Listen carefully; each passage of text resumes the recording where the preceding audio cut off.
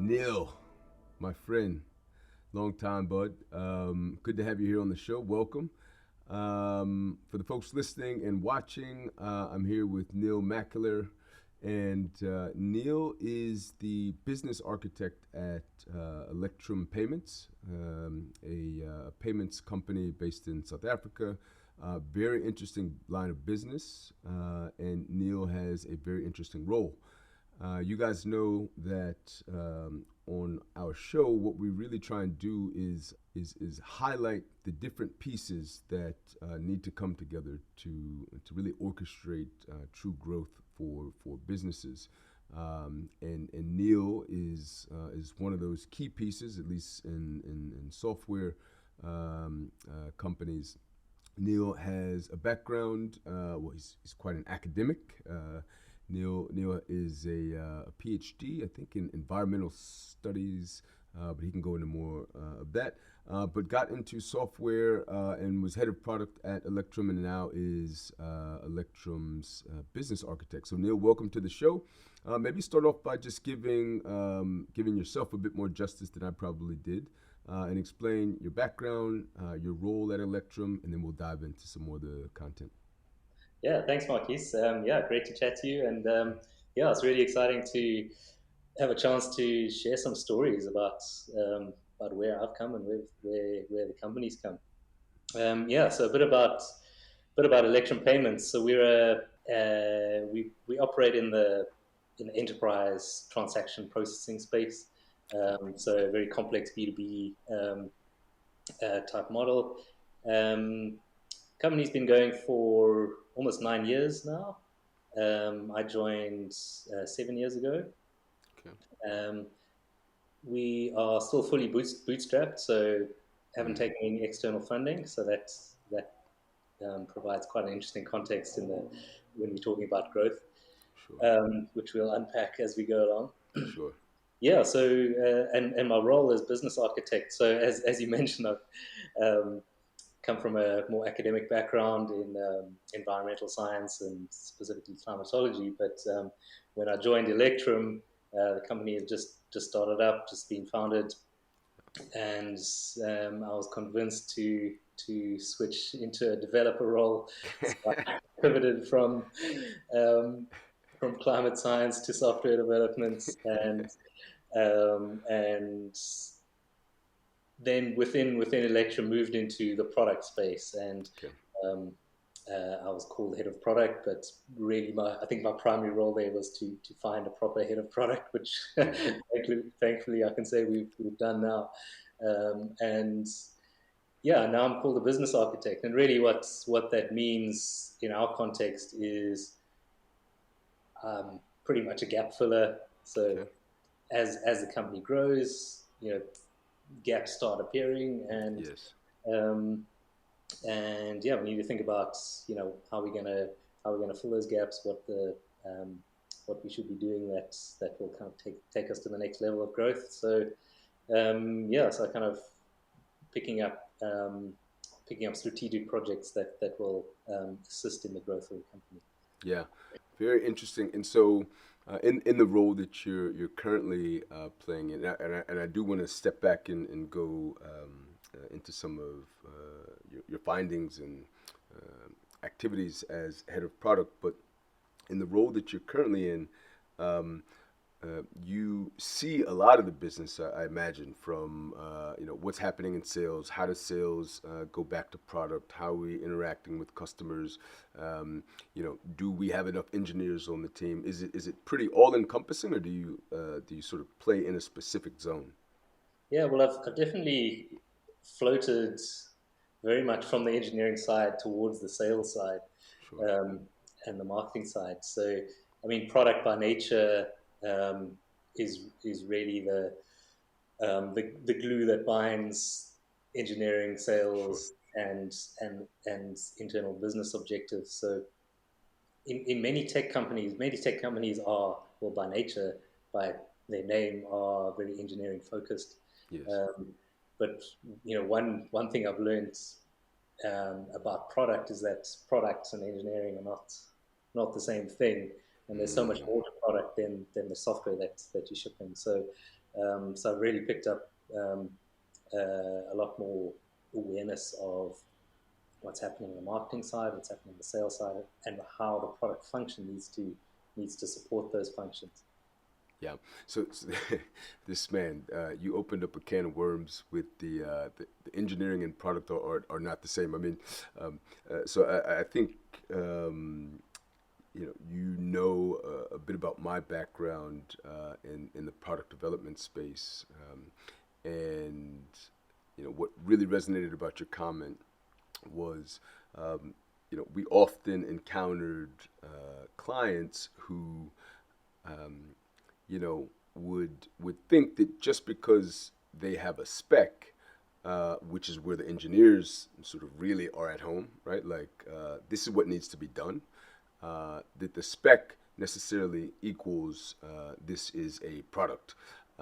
And I've come to sort of experience and believe exactly what you're saying.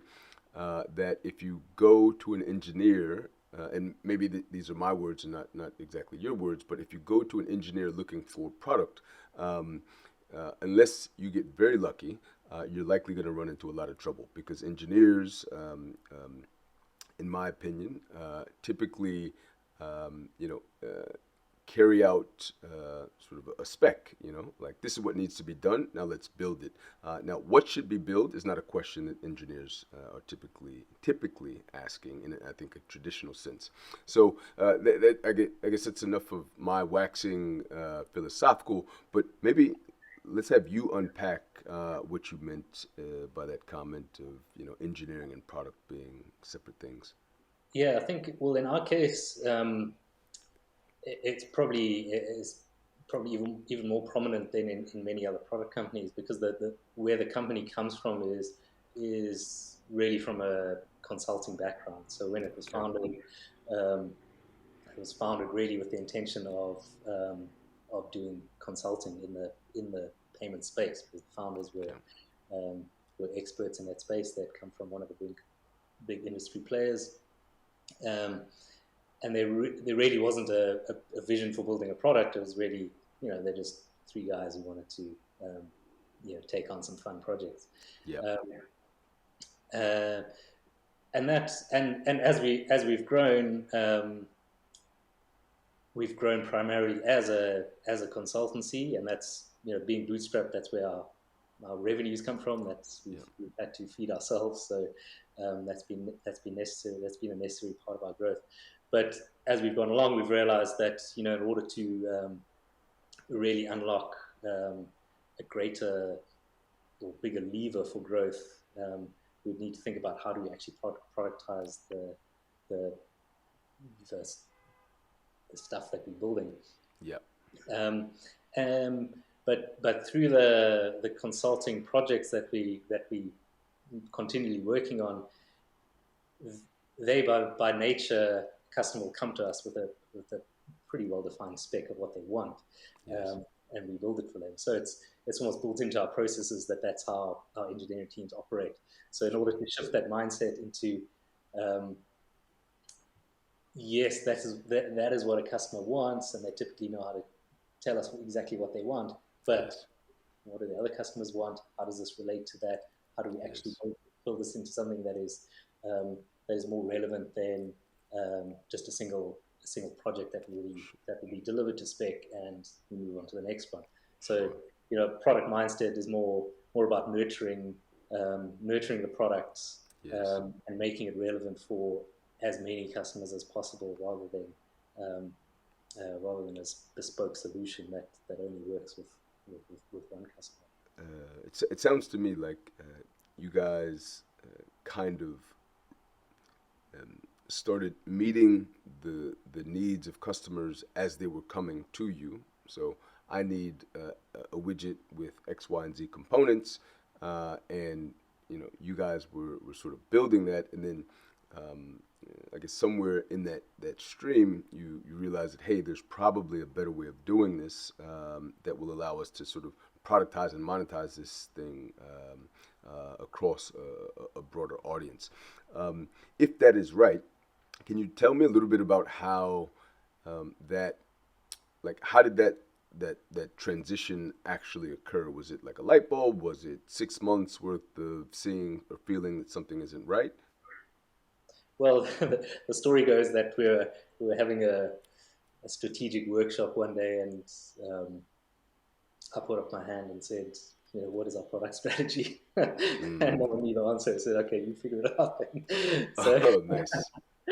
um, I have a vague recollection of that. So Yes. actually from there, but yeah, it was really, yeah, really trying to find, okay, we can use the work that we're doing. We can leverage the software that we're building in a way that builds towards a product rather than ends up uh, as well, I wouldn't say throwaway code, but ends up in a corner that only Yes. services a single purpose. So Yes. it was really just about how do we find that balance of um, uh, bringing together bringing together all the work we're doing into a more reusable form, Yes. um, as well as thinking, okay, what can we do um, that will move our product forward that customers aren't actually asking us for directly. Mm. That's been the biggest challenge, is that, you know, especially as a bootstrap company, we don't have any Yes. investment that we can burn down building building our product features that we believe will be strategically important. Um, Yes. we need to be reactive to what customers want, but at the same time, we want to chip away at the strategic initiatives. We want to try and find space to build the things that we believe are going to be um, that are really going to resonate in the market. Um, but that's probably been the Mm. biggest challenge for us is how do we motivate internally for, we've got customers banging on the door, like they want stuff delivered. Um, Yeah. it's hard to say no.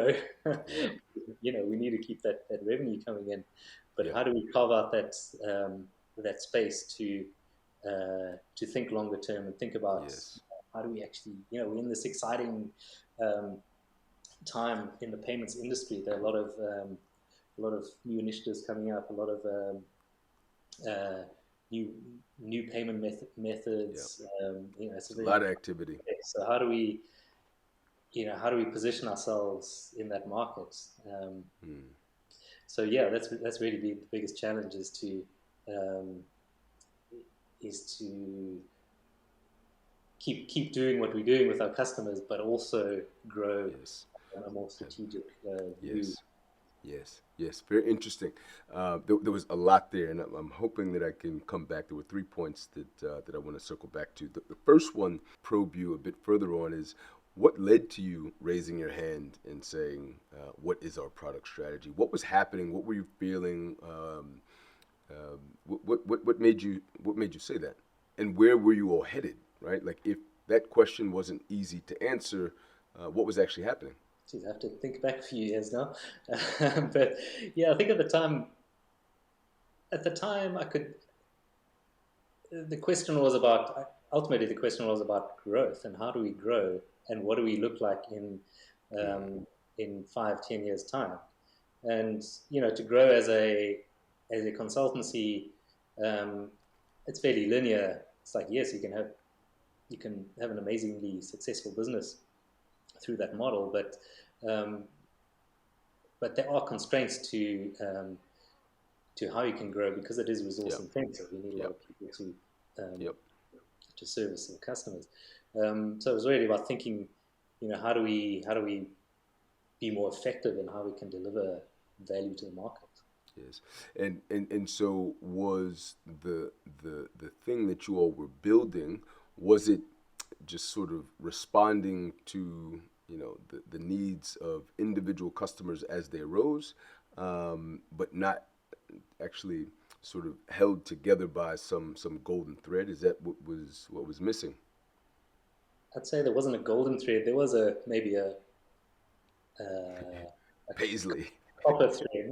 Yeah. Okay. Yeah, so I mean, we were like through all the work we were doing, we were building up quite a comprehensive set of libraries and frameworks Yeah. that put together would made the basis of the product. Um, but we did find often we get into situations where um, customer A wants X, customer B also wants X, Mm. but the team that delivered to customer A was not the same team that delivered to customer B, so Mm. X gets built twice, or Yes. or it gets delivered in two different ways. So even though it's the same thing, it looks different for two customers. So it's about trying to find those inefficiencies and okay, how do we, that's a product, two Yeah. customers are using it. So how Yeah. do we deliver it in such a way that 10 customers can now use it? Sure. I, Basically. I just want to make a point that Yep. I'm saying I'm talking about customers in ones and twos and maybe tens, but in the world that we live in, or in the space that we operate in, um, we have a very small number of customers, but they're all big enterprise clients. Yep. So Yep. banks, large retailers. Yeah. Yeah. Yeah. Yeah. Yeah. So yeah, So we're dealing with a handful of customers rather than yeah. hundreds or thousands. Yeah. Yeah, yeah, no, no, clear. Basically, long sales cycles, B2B, but when you're in, it's good. Yeah, You're in. yeah. So very much a land and expand strategy. So Yep, um, yep, land the logo and then grow the business. 100%, 100%. Okay, so there's something I think quite interesting in the sort of picture that you've painted about this proverbial raising of the hand moment that I think will resonate a lot to many of our listeners. And so I want to kind of um, move the conversation more squarely into growth. So in your case, it was interesting because you are a software company. You're a product based software company, but you had issues that were, I think, in some ways, um, almost similar to issues that smaller businesses, more traditional sort of brick and mortar businesses, right? Like, we started selling widgets, physical widgets, and now we've got a good traction with customers. But actually, all of these widgets require wood, and so there should be something. This copper thread should be turned into a golden thread, right? And because I think you're in the B2B, this land and expand situation. I think there is some similarity, despite being a software business, a product based software business. There are similarities to more traditional businesses, at least for the moment that you described before. That was a lot. What I'm ultimately trying to say though is that I think it's an important thing to touch on because our listeners don't come necessarily from from companies that started out by saying how do we reach how do we scale, how do we uh, sort of productize what we have to reach a larger audience. Of course, everybody starts business wanting to sell more, etc., etc. But I think, in a nutshell, the situation you described is one that will really resonate with people listening, and it's very important for me because this podcast is really all about trying to make stories of growth from the various actors who participate in that process more accessible, right? And if the only stories that get told are the classic, oh, this is how Dropbox built virality into their product. Oh, Facebook understood if you had X number of users, that was going to lead to 10x retention. Those stories are cool, but they leave something to be desired for the guy who's got a hardware store that's done well, and now he's trying to scale that because he realized that if he's not playing online, he's dead, right? So with all that, Neil, I think what would be really good is to have you maybe set the framework for post that conversation. You're charged with sort of developing the product strategy and I guess the product roadmap and where is this ship headed. Um, and that necessarily, I think, means that we're talking to some degree about growth. So, how did Electrum step into growth, and what was the initial game plan that you sort of set up, and how did you go about thinking about it after this raising of the hand moment?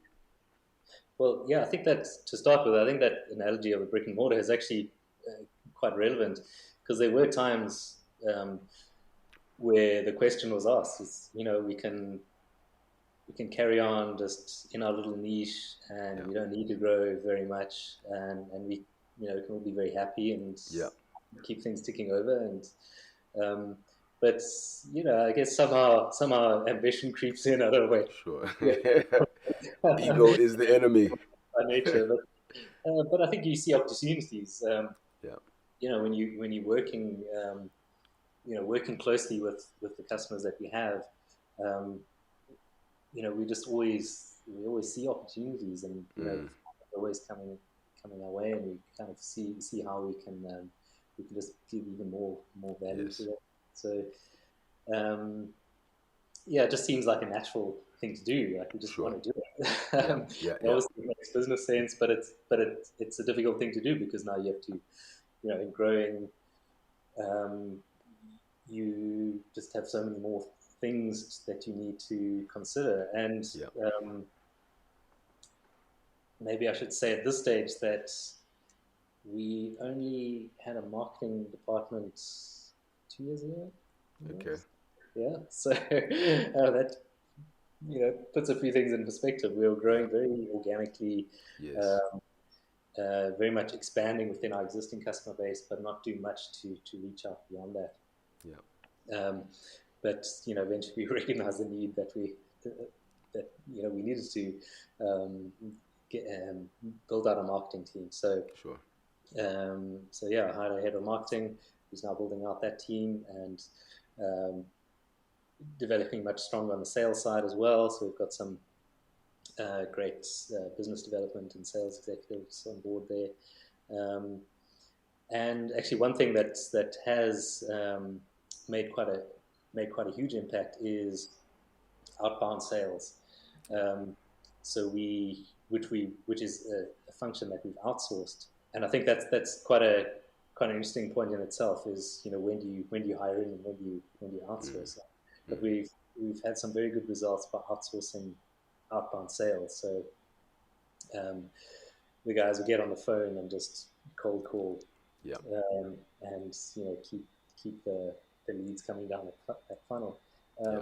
And it's really given us some good, well, a lot of good quantity and Yeah. some decent quality of leads that we've managed to nurture. Awesome. Awesome. And I'm glad that that point um, about the analogies between what Electrum was experiencing in some ways resembling dynamics that were similar that are similar I think in more brick and mortar style businesses. I rambled a bit largely because I didn't want the comment to come across as insulting, like, oh, you're an old school brick and mortar business or something like that. Not that there's anything wrong with these companies, but I'm glad the point found resonance.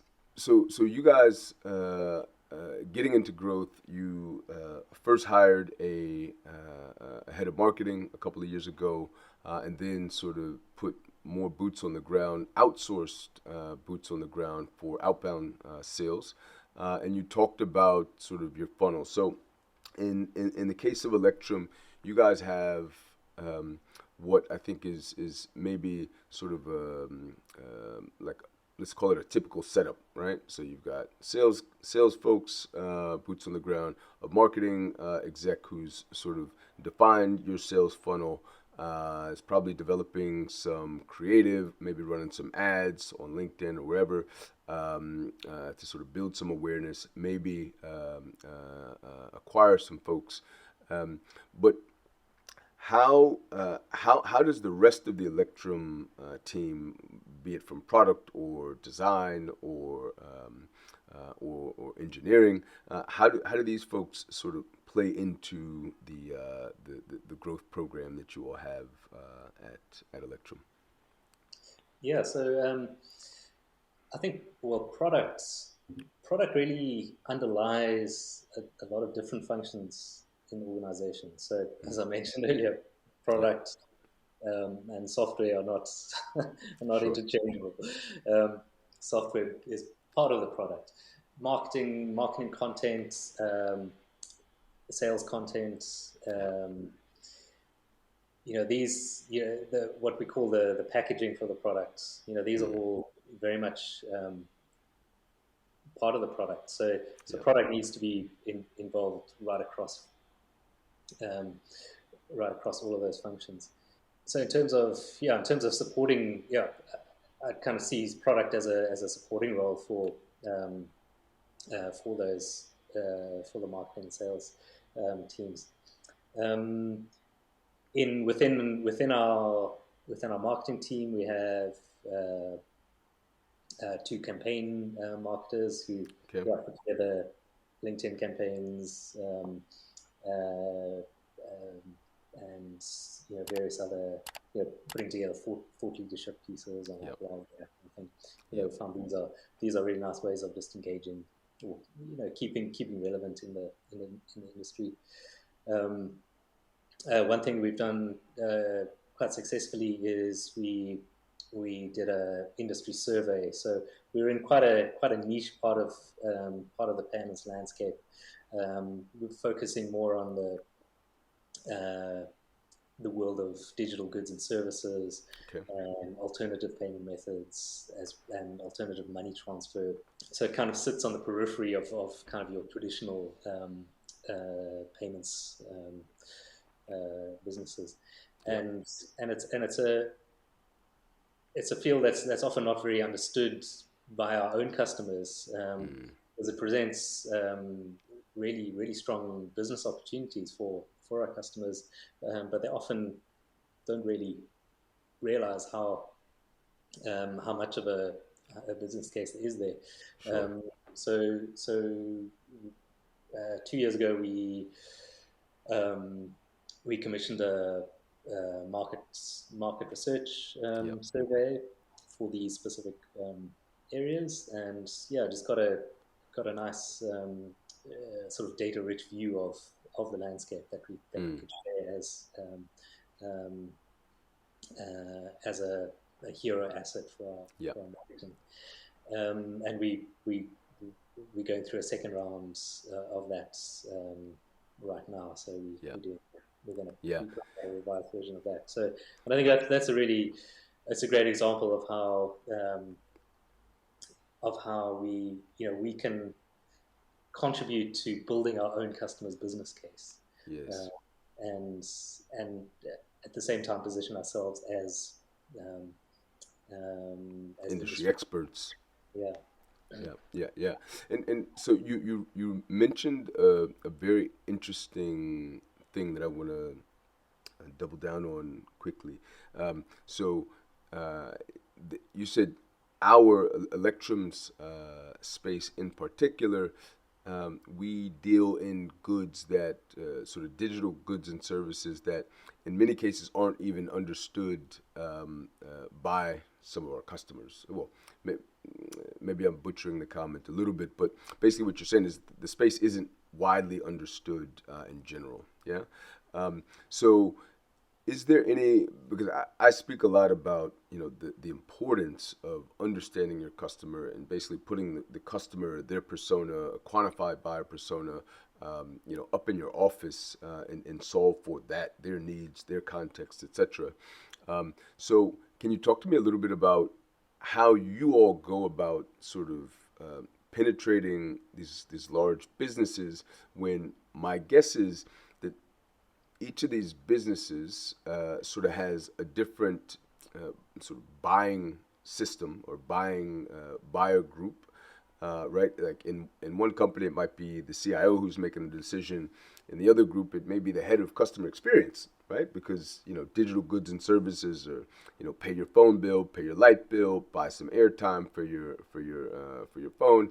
Um, so how do you all, when the variance of who is in the buying unit may be wide, if that assumption is true, how do you all go about sort of targeting, and basically building awareness, the right type of awareness with the right audience, um, um, Yeah. given this context?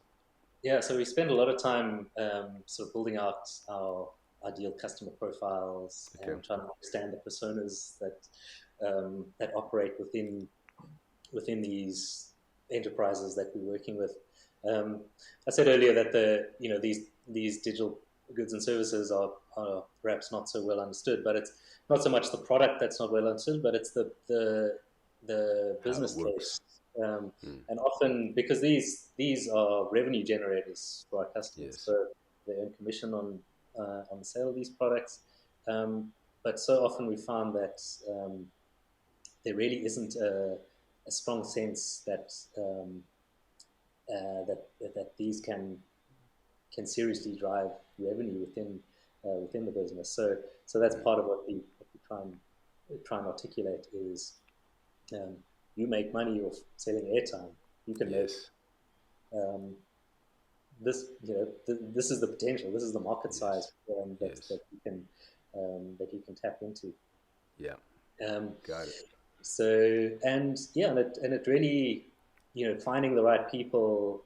Yeah, that's the thing with working with corporates. They're all structured slightly differently, Mm. and the way the business units are structured are not always the same. So yeah, a lot of effort needs to go into navigating. Spending a lot of time talking to as many people as you can and trying to navigate Yes. your way through that corporate structure Yes. and make sure that when you're talking to someone, you you're pitching to the right person and at the right Yes. level and in a language that's going to resonate with them. So that thought that eluded me, embarrassingly eluded me not too long ago, just came back. So it was we were talking about how there are similarities in Electrum's journey and that of sort of a more traditional brick and mortar business. And the point that you had raised that I wanted to touch on, because this is very relevant, I think, for a lot of the folks who will be listening or watching, is the fact that you guys are bootstrapped, right? Because if I think of a restaurant or a retail brand, and I've heard about growth. I'm interested. I want to know more. I want to actually get involved. Um, my reality is likely to be so dramatically different from a company that just raised, Series B, 20 million, 50 million, 100 million, who, as you described it, they have effectively sort of raised capital to buy a little bit of room to burn cash and see what works, right? So the journey that you guys in Electrum has been on, where you're bootstrapped and you might not have a mill that you can just drop to get the to set up a growth team or a marketing division with all the bells and whistles, and the tolerance for risk may be a bit lower because of that. I wanted you to maybe just speak to that a little bit more, and sort of walk through the calculus, I guess. Maybe that's too fancy of a term. Maybe the decision was relatively easy, but what was the decision making process to say, okay, post Neil raising his hand, we know that we need to get more serious about this, but we don't have a treasure chest of cash, and the implications for maybe screwing this money up are bigger than they would be if we just say had $1 million in investment. How did you all actually make that leap from the strategy meeting to actually saying this is where we're going to invest our cash because we believe that this could be a lever to unlock some growth? Yeah, I think that was probably if we think about what could have been done differently in retrospect. Um, this is probably there's a lot we can unpack in this Okay. on this question, but yeah, so not having a lot of money to spend, you really want to spend in the right areas, but Mm. um, we probably didn't do that at all. Like we didn't Okay. really have a good grasp of okay, what is if we were to find a single focus on let's do this, let's make it happen. Um, Maybe it's a case of just not of maturity and not really um, maturity in both our product and in the markets we're looking at. We just there wasn't something obvious that okay we're going to pump money into this Yeah. and this is going to be our big play.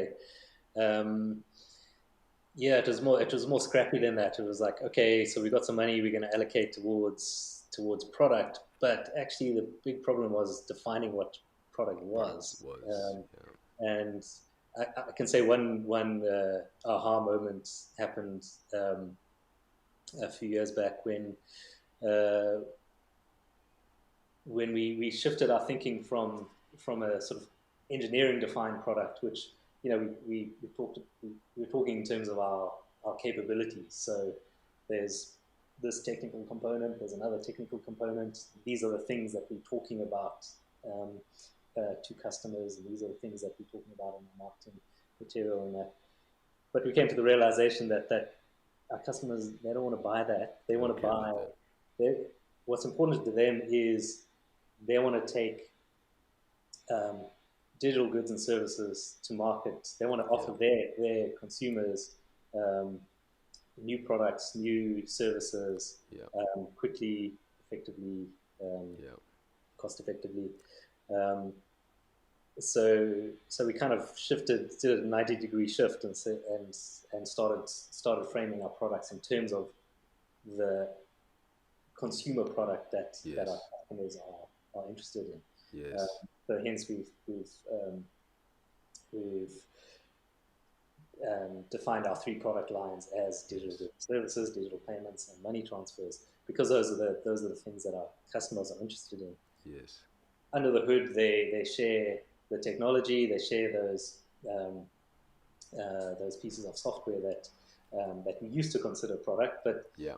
those are our technical capabilities. That those are our tech stack. Yeah. Parts of Yeah. our tech stack.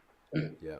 Um, That's so that was a big shift in thinking, mm, and that happened at the marketing level first. So we started marketing ourselves along those lines, and then the next step from that was to align the engineering teams um, along those three product lines, yeah. rather than on. Well, previously they were actually aligned around customer groupings, and Okay. then there was a platforms team. Um, so we kind of shifted that um, direction of alignment Sure. um, to so that what marketing is trying to sell, or what marketing is trying to take to market, is the same things that the engineering teams are focused Yes. towards building. Yes. Um, so uh, maybe you didn't reference the framework, but you certainly referenced perhaps the most um, well used example of the framework, which is jobs to be done. Are you familiar with jobs to be done? Vaguely, yeah. Okay, so I find it I'm, hard I, to do jobs. what would you say? I find it hard to get jobs done. Yes, I mean, welcome to the club, dude. But I talk about this framework. It's so I think I mentioned earlier that like I'm obsessed with the customer, and the sort of if the book had a tagline or the framework and the methodology had a tagline, it would be customers don't want to buy a drill, they want a hole, and so stop selling drills and start focusing on holes, Yeah, you it's know. exactly. But And what you actually, said, hmm? it's not. It's actually not the whole. It's the pleasure of Is that seeing your favorite piece of artwork hanging on the wall. absolutely, Kind of absolutely. further. Absolutely, absolutely, 100%. It's funny because I often sort of add my own 2 cents to jobs to be done, was certainly it's the picture that you want on the wall, you know. Um, but but customers have these jobs that they want done, and the product's role is to so ultimately uh, move move customers closer towards their jobs being done. And evidence of that happening is what the framework or the methodology would define as like the outcomes. These are how customers sort of categorize and measure, really more importantly, um, yes, I am closer to my job being done.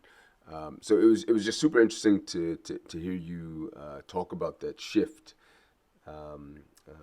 in sort of reorientation.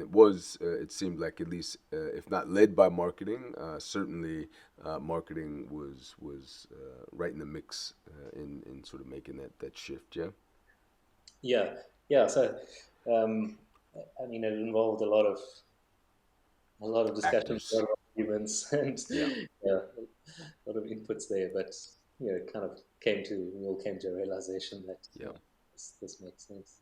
100%. And Neil, so thus far we've sort of talked about the journey of Electrum, with you sort of starting in product. We've talked about how you all have sort of moved along the path towards a more product led growth organization, and sort of the steps that you've taken to get there. Let's talk a little bit about the results. So, um, um, what was interesting, again, to tie this back to some of the customers, some of the people who will be listening, what's interesting is that, oftentimes when, in a brick and mortar context, or, a new business, a new digital business, the owners, the founders, the leaders in the business, uh, they seem to know when there's a there, right? And what you described was this sort of juncture where we can we can keep the more consultancy based business, where software is underlying. It's not a it's, I guess, a part of the core business, but we are a consultancy, and we can have a good life there, right? Or we can shift to this other model, and possibly place a bigger bet for having an even greater life, right? But ultimately, what you were saying was that either way, we have something there that people want, and we know that they want it, right? Um, and this journey towards the journey that you've been on, getting a marketing person in house, getting sales reps on the ground, restructuring the product line, or at least how it's marketed, etc. Those have all been steps in that process. But tell me a little bit about what have you seen that has, I guess, reconfirmed the fact that, damn, like, growth is actually happening. We're seeing this. Was it through the customers? Was it through inquiries? Describe a little bit about what you saw that sort of um, uh, proved, I guess, or supported the notion that, yeah, actually, things are starting to take off, and the investment, even though it might have come with some heartache and discussion, the shift that we've made is definitely paying off. Yeah, so it's a data and metrics are not so easy to come by when you've only got a handful of customers. So Mm, it's not like we can see the takeoff in sure. thousands thousands of customers are now Yeah. consuming our product. But we get a lot of signals through, well, our own, tracking our own revenue and our own Sure. revenue. Um, That helps. and yeah,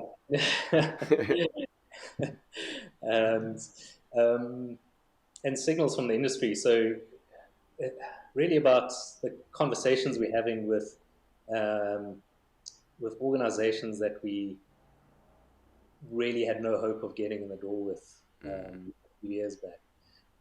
So really starting to both be recognized as a brand, as well as be talking to the right people in the right way. So Sure. that doors are starting to open, and it's quite remarkable how far we've come in terms of the level of contact we've had, or the level of engagement we've managed to get within the industry. Um, Yeah. with players that we previously thought would have been out of reach. Yeah. So that we're getting. It doesn't always lead to anything, Sure.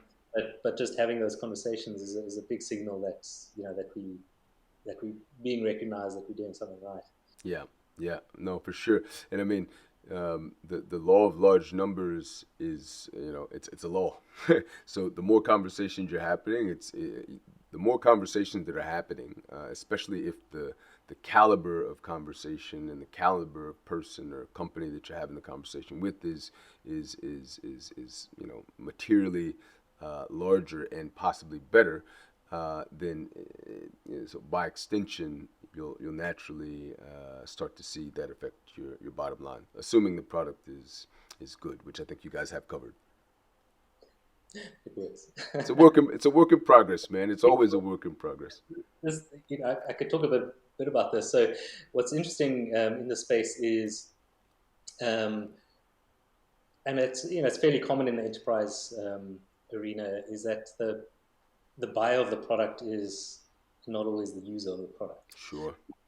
So it just adds another layer of complexity. Yeah.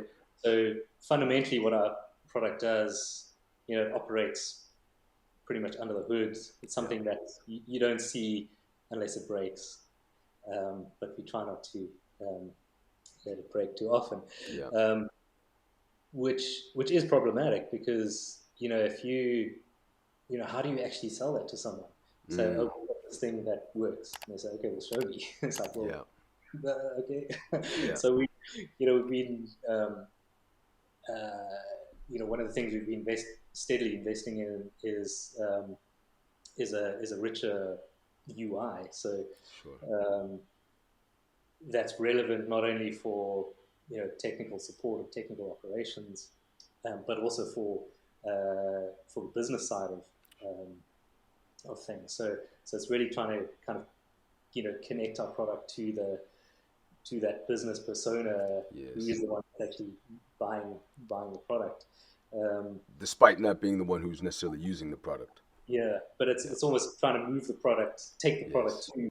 to that person, and give them some tools. Like, well, Yes. okay, you might not be interested in the operational side of it, but if we can now extract certain business metrics Yeah. that will give you a clear view of um, how your business is operating, then Yes. that can be something of value. So, um, and often it can be fairly quick wins because Yeah. uh, just giving some sense of visibility can be very powerful for a business owner within an organization where Yeah. they need to present their numbers and motivate for their business case. You sort of brought up another almost like classic, which is the difference between your customer and your client. And the classic example is like the toy store. The parent is the one who's buying, but the kid is the one who's using. Who do you solve for? How do you solve for both? It's an interesting dilemma, but it sounds like or I guess not necessarily a dilemma, but it's an interesting problem to have to solve for. And it sounds like the way you all are solving for it is basically highlighting or illuminating the things that the buyer cares about, i.e., revenue. My clients having the people moving through my store who are using Electrum's product having a better experience, because if I'm shopping for groceries and I can now pay my light bill and my buy my son bus ticket and top up my airtime, I'm better off for it. So showing them these types of metrics, and obviously how it plays into their bottom line is one of the ways that you guys are sort of via a richer UI, as you said, is one of the ways that you're sort of giving the end user sort of a better experience, while also sort of making sure that the person in the chain, the buyer from the business side, has what they need to be able to get the job done and sort of report back to their stakeholders. Is that right? Yeah, yeah, that sums it up. And yeah, it's a difficult thing to do, and it's especially this is where the constraints um, of bootstrapping come in Bootstrapping. somewhat. Is that these aren't features that our existing customers are asking for, so it's Sure. difficult to motivate for us to build them. Whereas looking at prospective customers, these are the features that would really resonate and really improve our Move the needle for you. so yeah, it's almost like we need to fund our product development out of the marketing budget, because that's the hook that we need to Yeah. sing.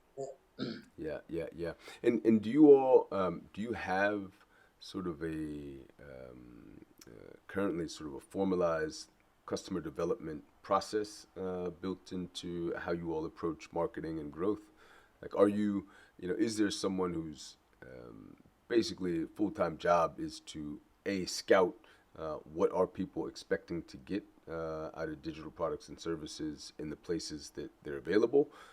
So I think having more of a future orientation, i.e., what can the product eventually, or should the product eventually have, and then someone who's sort of capturing insights from the folks who have already bought, and you're thinking about how can we serve them better. Yeah, for sure. We got both sides of that. So on the business development side, um, the hunters, Yeah, yeah, if we can call them, they out understanding what's happening in the industry, sure. what are customers talking about, what's a big thing in our world is legislation and regulation. Mm, Changes in legislation can have a big impact on products in the payments world. yeah, So yeah, we try and keep a close eye on that, and understand what the indications are in terms of um, how we can take something to market to um, to capitalize sure. on a big change in the industry. Um, and then on the expand side, or the farming side, our existing customers, we have account executives who are responsible for the customer relationships. But historically, we've always had very strong relationships with our customers, right from the early days when it was just a bunch of developers.